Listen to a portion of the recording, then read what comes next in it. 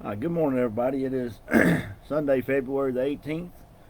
This will be our virtual Sunday school lesson for this week. So I'm going to open us in a word of prayer this morning. Dear Lord, we come to you this morning. We just thank you for letting us be able to gather here and study your word together. Dear God, just pray that you lead, guide, and direct us now as we go through it. Just open our hearts and open our minds, Lord, and let us absorb everything you've laid out there for us, God. And we thank you for all your many blessings, Lord. In Jesus' holy pray. Amen. All right, so last week we finished up looking at um, one of the most familiar stories in the Bible, David and Goliath. Um, come out to fight Goliath, and of course, Goliath had been challenging the whole Israelite army um, for, for more than 40 days, for 40 days at least. And when David came, he heard it, and he said, "Why hasn't somebody done something about this? We need to do something about this. He's out there blaspheming God, ridiculing us and God, and we need to do something about it." And then he finds out, of course, that Saul has promised to bless whoever uh, conquers the Philistines. So David prepared to go. He talked Saul into letting him go and fight Goliath. And last week we actually saw, um, David, and when he comes out, of course, um, Goliath thinks that the Israelites are trying to mock him basically by sending such a little man out there to fight him. So then he starts toward David. It says David hasted and ran to him, and he didn't slow down. He went on and fought Goliath head on there. He got close to him, and he threw a the rock and hit him in the head, so it sunk into his forehead, and Goliath fell on his face. So then David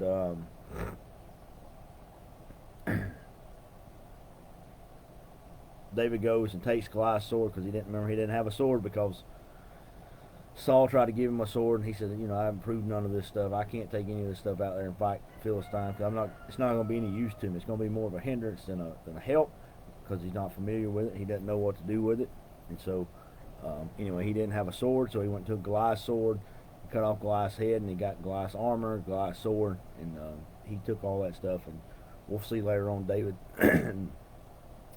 Goliath's sword was put up in a temple somewhere, and David gets it later on whenever he's running from Saul, and that's what he uses to defend himself. But excuse me, um, yeah, that's probably gonna go on for most of the lesson because the I guess some kind of pollen is up. It was up yesterday and today, and everybody around here is getting congested because of the pollen. So you just have to excuse me for that. Sorry. But anyway, David, um, he gets the Goliath's head, and of course, once David defeats Goliath, now the Israelites are, they get a boost of confidence, I guess the best way to put it. And they pursue after the Philistines. The Philistines, they see their greatest warrior dead, so they retreat, and so it's a big devastating thing for them, a devastating blow to them.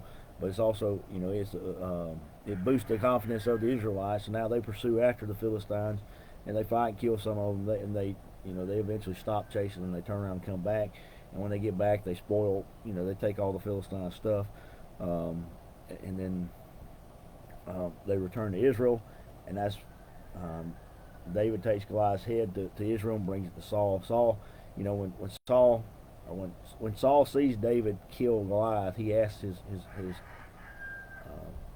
captain, the leader of the army there, Abner, whose son is this? So he knows who David is, but he wants to know the rest of the information about David, because some of the things that he had promised to the person that killed the Philistine was, he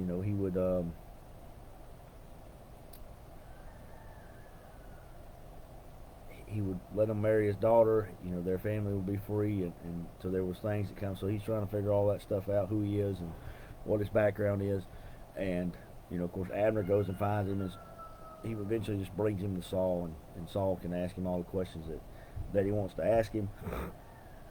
And of course, the first thing, well, really, the only thing we see Saul ask David is, whose son are you? And David says, I'm your servant. Jesse the Bethlehemite is my father. I think that David telling Saul his name, he knows who that person is. I don't think he had connected the dots between Saul, or between David and Jesse, maybe is the best way to put it. So anyway, now he knows, and that's where the chapter ends. And we're gonna pick back up today in the same. Well, we're going to pick up in chapter 18. And we'll just see some of the events that kind of happen next. We're going to see one, David and Jonathan, their friendship. We'll see their bonding and them becoming friends and the development of that. And then we also will see Saul become jealous of David, and now remember he liked David, he cared for David, but now we see that turn 180 degrees, and now he's jealous of David because David's stealing some of his thunder, and instead of being happy for David and happy that David, was victorious, and he's helping people, and the people are encouraged by David, Saul, instead of being happy about that and joining up with David and just serving together with David and helping David, Saul gets jealous, and now he tries to hinder, and he actually tries to kill David. Is what he tries to do. So, and again, it's his attitude and his jealousy, I guess. His pride got in the way, and he's jealous of David, and he knows that he was disobedient to God, and he messed up his chance. So instead of helping the next person do good, then he wants to destroy David, basically, and he can't stop God's plan. God already said David's going to be king, and David's a man after his own heart, and that's who's going to be king next. There's nothing Saul can do to stop it, no matter how hard he tries. God can protect his man and take care of him. Same thing with us today. If God has a plan for our life, we're being faithful, and we're doing what he wants us to do. Satan can attack us, but he can't get the victory over us unless we turn away from God. The only way he'll persevere is if we turn back from God, and we veer away from God, and make it so God has to chastise us. And I mean that's what remember the Moabites. That was the advice that Balaam gave Balak to defeat Israelites. Remember, because he tried to get Balak tried to get Balaam to curse them. And, God kept telling Balaam, he said, I'm not going to curse them. I'm only going to bless my people. Those are my people. I'm blessing them. So 3 times he blessed them. And then, Balak got mad and sent him away. But at some point, Balaam comes back and says, hey, if you want to be victorious over the Israelites, you get them to chase after your idols. You get them to fall into idolatry. And that's how you can defeat them. Because then their God will have to chastise them, and he'll allow you to get victory over them. And remember, God told Moses what was happening, and Moses put a stop to it, and they got rid of all the people that were worshiping idols. But that was, I don't know where I was going with that, but anyway, you see that if God has a plan for us, remember. God has a plan for us. We're doing his will, following his will, doing everything he wants us to do. That he's going to protect us and take care of us as we go through it. I mean, that's not to say everything's going to be hunky-dory and work out perfectly, but it does, he will accomplish his goal, and, we just have to be faithful and trudge through whatever he's putting us through. And I mean, we've talked about that with, the whole time we've been talking about David and Goliath, remember? David was doing what God wanted him to do when the lion came and attacked the sheep. David was doing what God wanted him to do when the bear came and attacked the sheep. And David didn't give up because of those things. He fought through them. Now this giant's here, and he didn't give up when the giant attacked God and blasphemed against God. He knew God wanted him to do something about it. So he said, I'm willing to go out and fight him and try to honor and glorify God through this. And he does that, and he's victorious again. So we see, the victories, the intensities of the battles he's fighting is getting bigger and bigger, and he's not turning away, not stopping, and it's going to keep on. And we'll see that today. Now his next challenge is Saul's going to be the next challenge in his life. So he fought the lion, he fought the bear, and I don't know what order he fought those, but he fought those two, and then he fought Goliath. Now he's going to fight Philistines, and now he's going to have to fight. Saul's going to be probably his worst adversary. So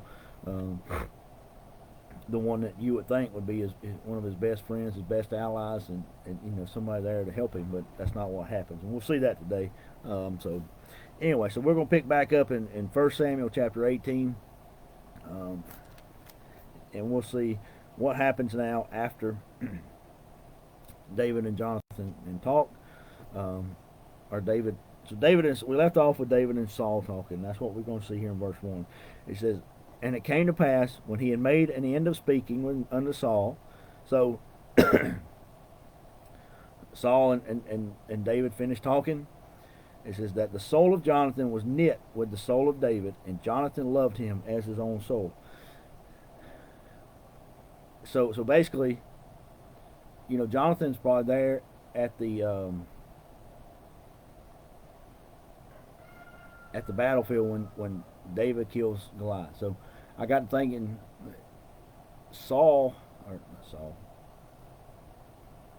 Jonathan, when he sees David kill the Philistine, kill Goliath, he's probably saying, "Hey, that's my friend. I want to be a friend with him. He's like me."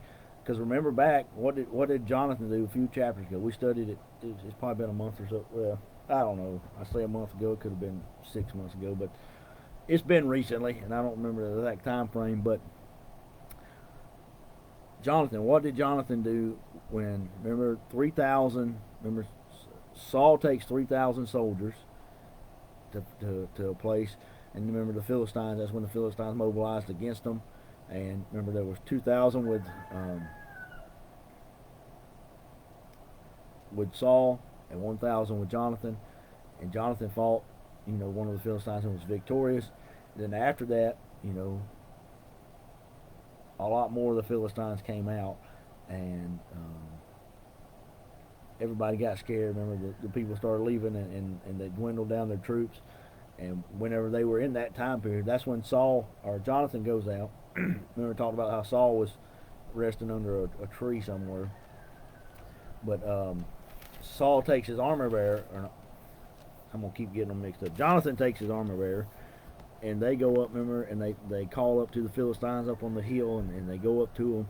And he says, God's going to deliver them into our hands. So Jonathan goes up, and God allows him to smite the garrison of the Philistines there. Remember, there was a great earthquake after that. But you see Jonathan's attitude, and Jonathan, he sought God's guidance whenever he fought the Philistines. He knows David. I'm sure he heard, hey, when he told my father, what did he tell my father? He said, "The Lord that delivered the bear and the lion into my hands, it's the same Lord, same God that's going to deliver this giant into my hand." And that was the same thing that Jonathan said when he was talking to his armor bearer. He said, "If they tell us to come up to them, the Lord's delivered them into our hands. If they tell us to wait and come down to us, then we're not going to fight them because God hasn't delivered them into our hands." But remember, they called him up. He said, "Well, God's delivered them in our hands." They crawled up there to him and defeated them and were victorious. But the point is so David and Jonathan, they got a lot of things in common. So I just picture Jonathan saying, "Hey, David killed Goliath. I think me and him would be good buddies. I'm gonna try to find him and introduce myself to him, and we'll hang out together, and we're gonna be fighting battles together. He'll be he's a great warrior. That's what we saw come out of this his victory with Goliath. He might not look like the best candidate to fight a battle, but we see his courage, his courageousness, his boldness, and his willingness to stand for God. We know God's on his side, so that's what we need to be fighting with us. And that's what, when we're looking for a friend, I think the example of Jonathan and David's friendship is a very great example for us when we're looking for a friend. We should be friendly to others. We should, it says we should be friendly, but we shouldn't when we're trying to pick a friend, I know we've been talking about prayer, and this is one thing that I kind of thought about this morning. When we're looking for a friend, we should be praying for God to send us good, godly friends that are going to help us serve Him and be an encouragement to us spiritually, not somebody that's going to be a good friend in the world's standards, in the world's, um, you know, just like when God told Samuel, He said, "I'm not looking at the physical appearance like man. I'm looking at the heart." And when we're looking for somebody to befriend, be friends with, um, you know, we should be looking for people in the ministry, people that, they had the same, um, I guess, mentality about serving God and being faithful to God and working for the Lord. Not somebody that, because what's going to happen if you got somebody over there that's living like the devil and doing what they want and not following God, not serving God.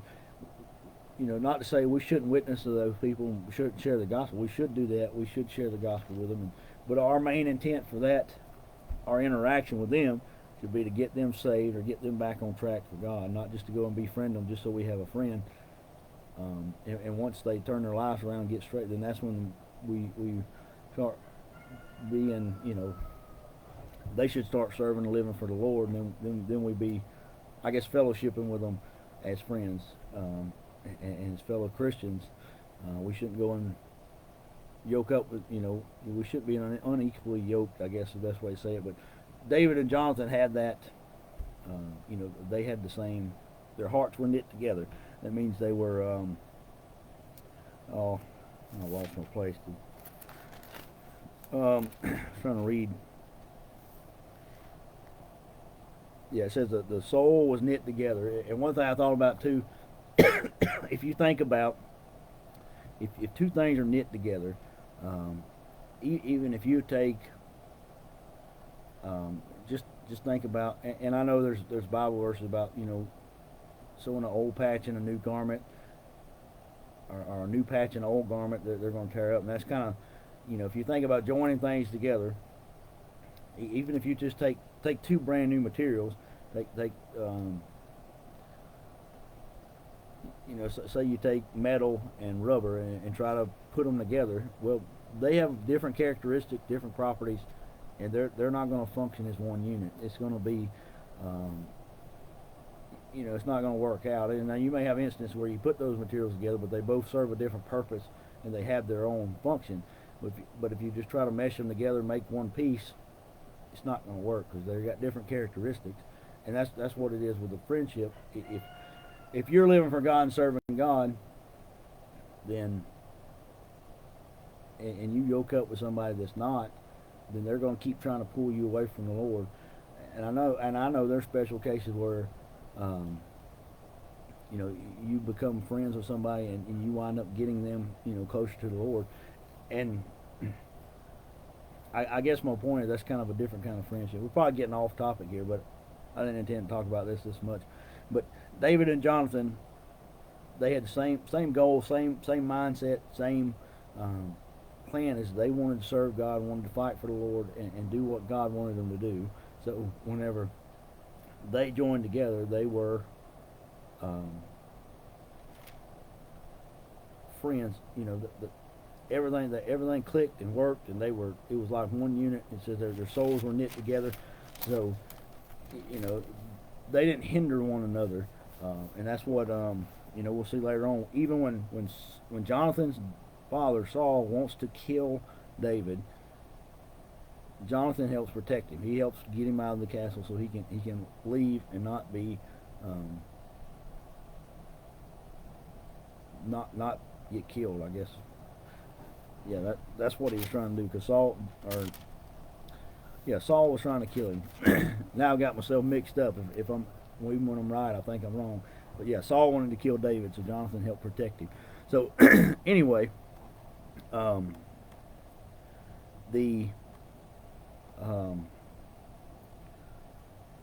the friendship between Jonathan and David was a great thing, and again, I believe that as Christians we should be praying and looking for friends so we can have a friendship the same as Jonathan and David. And again, both of them are already serving God. They're following God, doing what God wants them to do, and they yoke up together, and it's a great friendship, lasting friendship that they have. And even after Jonathan is dead, David still takes care of his son. Was Mephibosheth the one that I know he lived in Lodabar. I'm trying to remember. I think when he was a baby, they had to flee, and somebody tripped and fell on him, and he was crippled the rest of his life. And that's what. At some point, David says, "I want to bless their family," and they say, "Hey, this is Jonathan's son." So David greatly blesses him and takes care of him, and he because of his love for Jonathan, and their great friendship, that's what he did. So anyway, we should be looking for friends and praying for friends in the ministry like that. We can serve God together, and they're not going to hinder us, and we're not going to hinder them. And if we do get into a rut, that they can encourage us and be there for us, and we know they're going to be solid and help us to serve God better, and not let us fall by the wayside and go back into the world, or push us into the world like if somebody, or pull us into the world like one of these other worldly people are.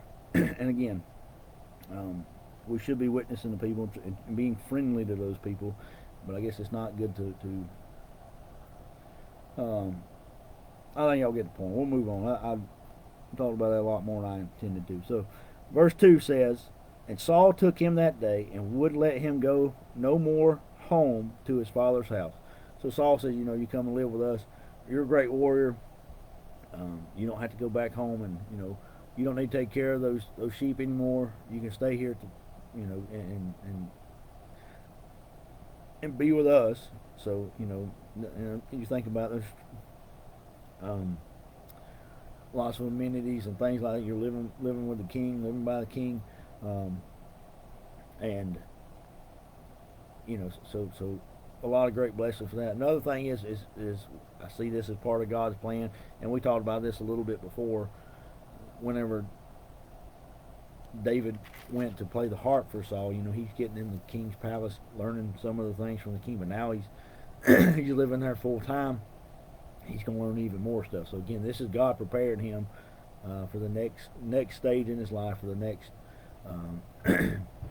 next plan that God has for his life. So he's already starting to prepare him, and we see that. So he prepared him a little bit before. Now he's getting even more of that. So verse 3 says, "Then Jonathan and David made a covenant because he loved him as his own soul." So Jonathan and David, they make a covenant together. I think they just agreeing to be friends, agreeing to help each other, just like I talked about before. Help each other serve God, help each other follow God and live for the Lord, and do what God wants them to do. and that's what, again, it says he loved him as his own soul. So your own soul, how much do you love your own soul? And then that's what it's saying. David and Jonathan, that's the love that they had for each other. Now verse 4, now it tells us about that. Now Jonathan's going to do something that shows his love for David. And verse 4 says, "And Jonathan stripped himself of the robe that was upon him, and gave it to David, and his garments, even to his sword, and to his bow, and to his girdle." So I believe you see David. David just fought Goliath, and we know, Saul tried to give him his armor when they were fighting, and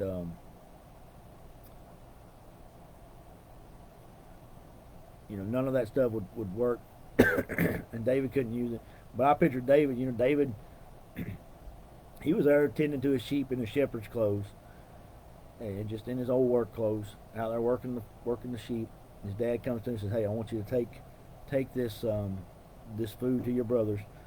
So I picture David probably just, I know he went the next day, but he probably wore the same kind of clothes, same.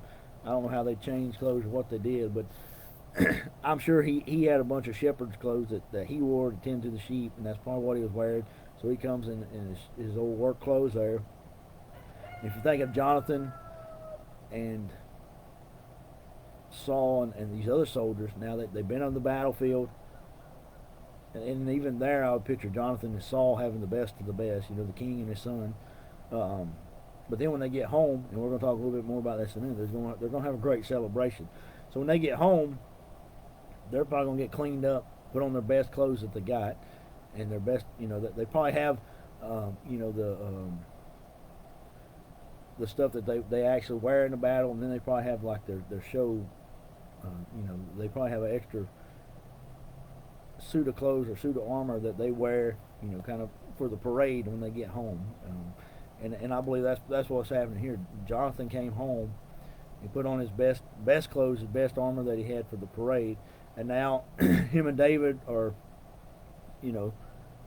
they are together, and he says, I'm going to give the best I got to David. David has nothing. You look at David, he's probably, again, in his little shepherd's robe with his staff, and because that's what, he's been a shepherd, and that's what, he's prepared to be a shepherd, and Jonathan says, now he's going to be, living with us. He's going to be a soldier. He's going to be a warrior. He needs armor and clothes, and he doesn't just go and get one from somebody. He takes all what he's got. So again, I think it's the best that he owns, best that he's got, and he gives it to David. He says, you can have this now. Now you have all your own clothes, your own bow, your own armor, and you can take this and put it on, and I'll go put on something else. I'll go get my second best now and put that on. So Jonathan helps. And when we see this goes back to Jonathan. Jonathan is trying to help prepare David for the next thing that God has in store for him. What is it? He gave him his clothes. Let's help him prepare David to if they have to go and fight or any of those things, he's going to have what he needs to go and fight and go and battle. And again, that's the friends that we should be looking for, that we should be praying for God to send us his friends that will help us no matter what, will be there for us, will support our ministry, help us along, and that we can help too. It shouldn't be a one-sided thing. It shouldn't all be them helping us. It should be us helping them too. Anyway, but Jonathan, he gave all that to David. So now David has his own stuff, and Jonathan blessed him greatly.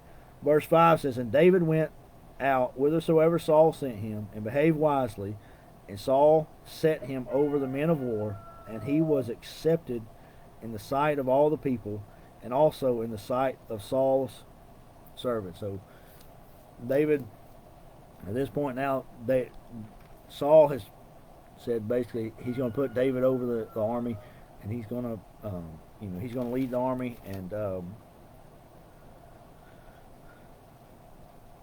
it's going to be great. So when Saul said, all right, David's going to be over the army, it was accepted by everybody. Everybody was happy. And that was, again, that's another thing. And we don't really see that in chapter 17, but everybody probably knows that David killed Goliath. And, they've heard about it, which we're going to see,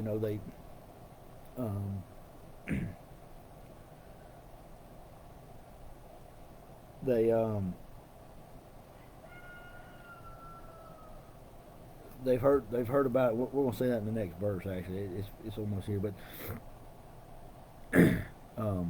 they heard about David killing Goliath and about the great warrior, and you can just imagine the tales they're going to make. I mean, even today we still talk about, every person that's been in church a little while has heard, about the great story of David and Goliath, David killing Goliath, because it's interesting, and that's what we want to see. And it's got a lot of great lessons, and I mean, we've talked about it for 3 or 4 weeks now, and just there's lots of stuff, and we just barely scratched the surface. There's a whole lot more we could have talked about and delved into, but we didn't do that. But anyway, that was God. God gave David favor with the people through that victory. So not only was it something, great. I mean, you just see all the different facets of it when God does something great. Afterwards, you can see the benefits and effects of it, and you see some of the reasoning why God knew that David was going to be the leader of the army, and one way that what would help him lead the army is to have the people on his side. Because if you're leading something and the people aren't with you, it's going to be very hard. You know, you can still do a good job, still be a great leader, no matter who you're leading or if the people. But if the people are not with you, what's going to happen? You know, it's going to make a whole lot of difficulties in your life and make it so much harder to lead. But if the people are with you and they're following you and doing what you know, they know. In this instance, they know David's a great warrior. He's got God on his side, and you know they're not scared to go into battle with him. And you know they know because God has, you know, he gave them evidence that he can be a great warrior, and it's somebody that they can follow and trust when they go into battle. And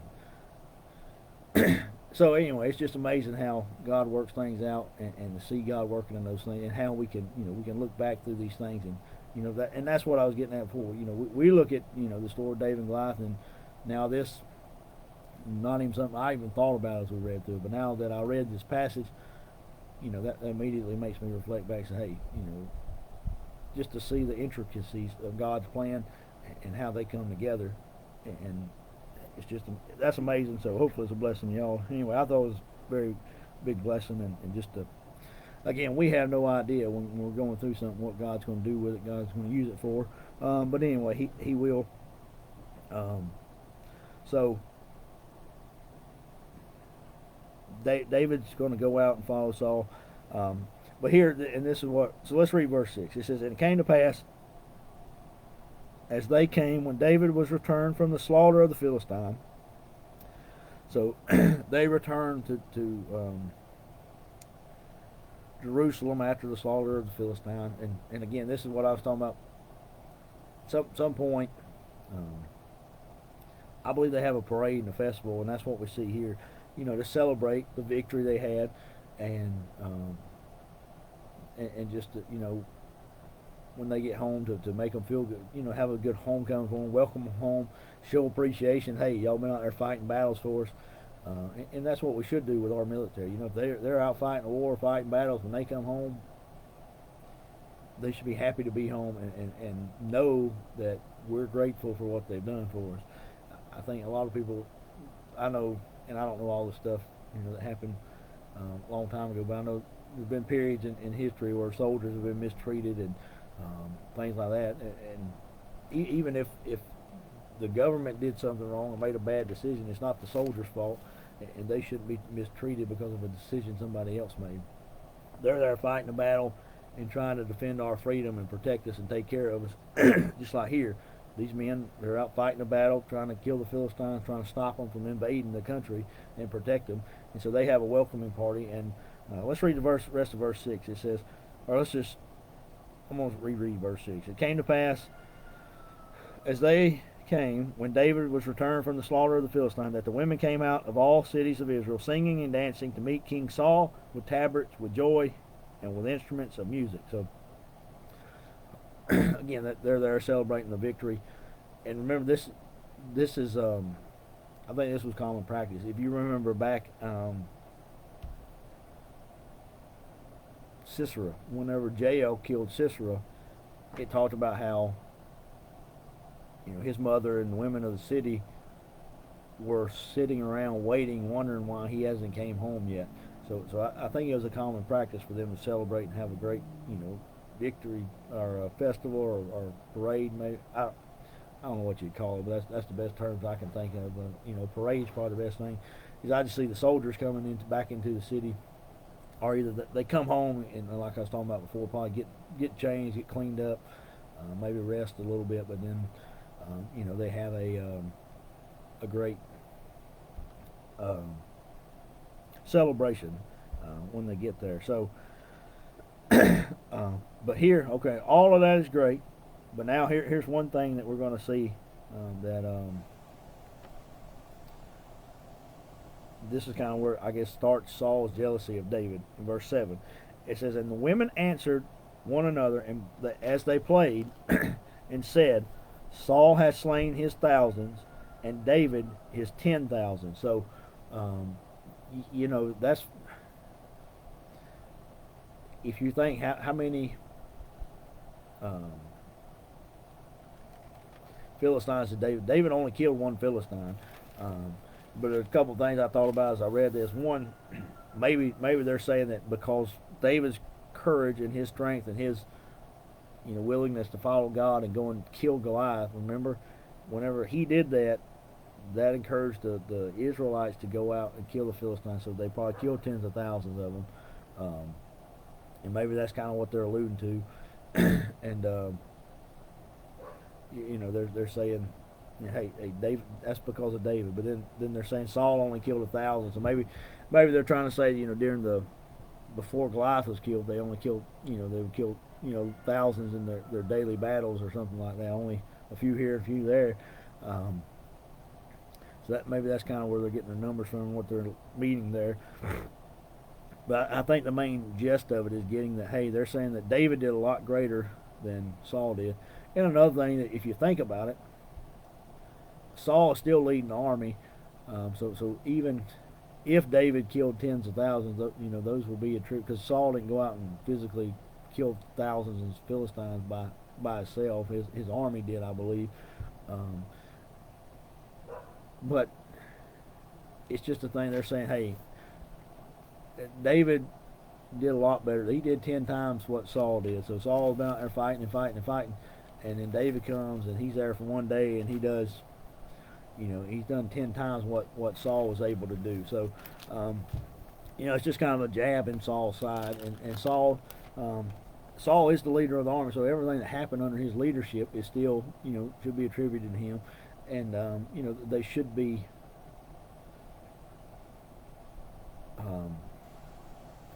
Maybe they shouldn't be glorifying David.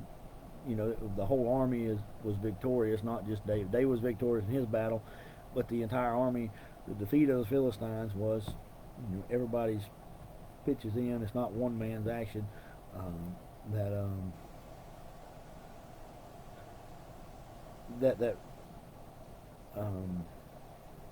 brought the victory of the war. Again, David won the battle, and his action encouraged all the other people to go and fight, and they did. And it's all, and that's the problem where I guess it comes into. It's nothing that these men did. It's all God. God is the one that gave them the victory. So they should be praising, honoring, and glorifying God, is what they should be doing, not just trying to point. So they should all come together and celebrate the victory that God's gave them, not trying to divide the men and say this man did better, that man did this. We should encourage people a little bit when they do something great, but again, you shouldn't try to overly do it. And I think that's what they did here. They kind of went a little overboard praising David, and Saul gets jealous because again, Saul, he's been there fighting and fighting his battles and doing those things, and the people, it's like they're more appreciative of what David did than what Saul's been doing. So that's what, and we see Saul gets mad about it. Now, Saul didn't have the right attitude about it either. He shouldn't have got mad. Again, well, let's read verse 8. It says, and Saul was very wroth, and the saying displeased him, and he said, they have ascribed unto David 10,000, and to me they have ascribed but thousands. And what can he have more but the kingdom? So he's saying, hey, basically saying, hey, David, at this point, David, he could take my kingdom if he wanted to. He has so much favor with the people, he could get rid of me and take the kingdom if he wanted to. And that's what Saul, that's what Saul realizes, and he says, hey, he can take my kingdom away from. But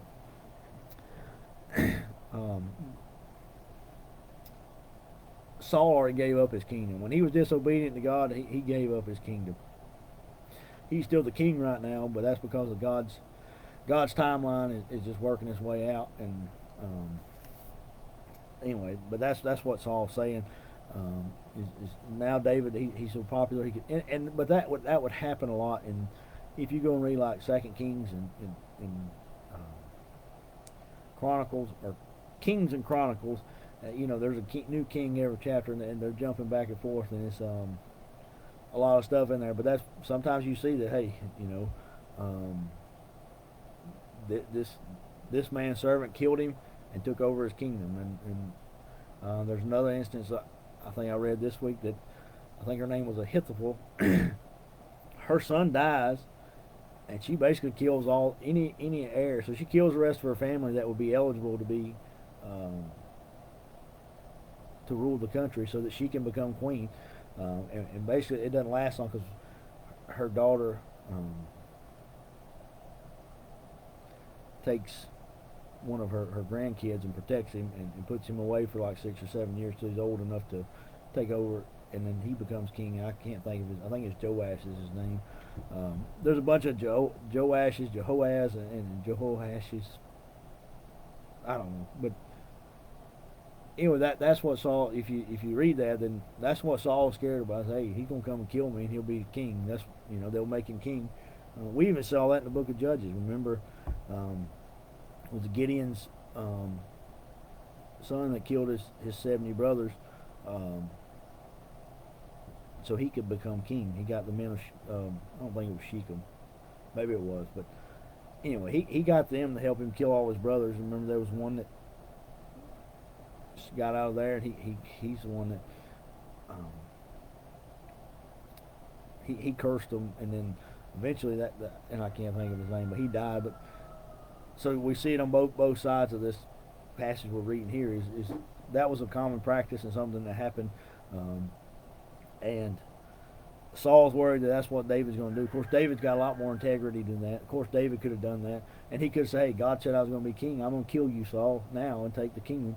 But that's not God's timeline. That's not what God's plan is. And even David has plenty of opportunities that he can kill Saul, and that'll make a lot more sense when we get to when David actually spares Saul's life, and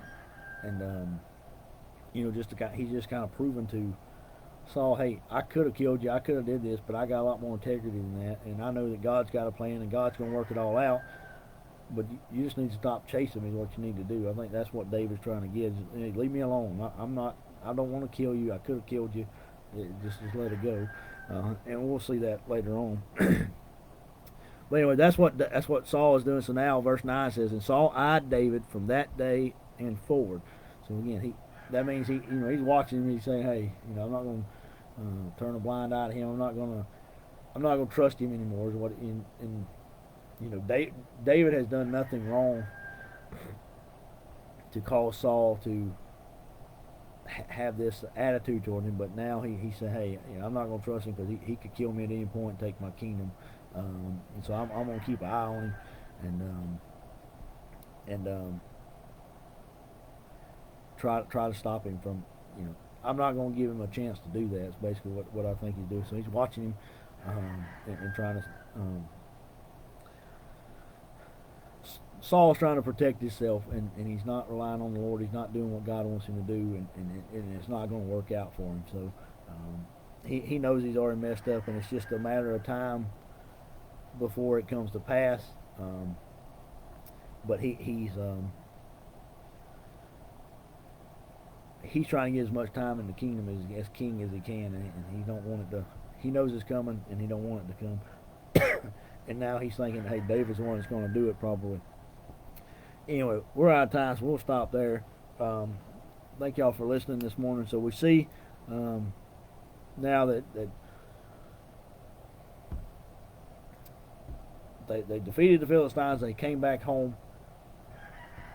David and Jonathan have become friends. They're great friends, and their souls are knit together.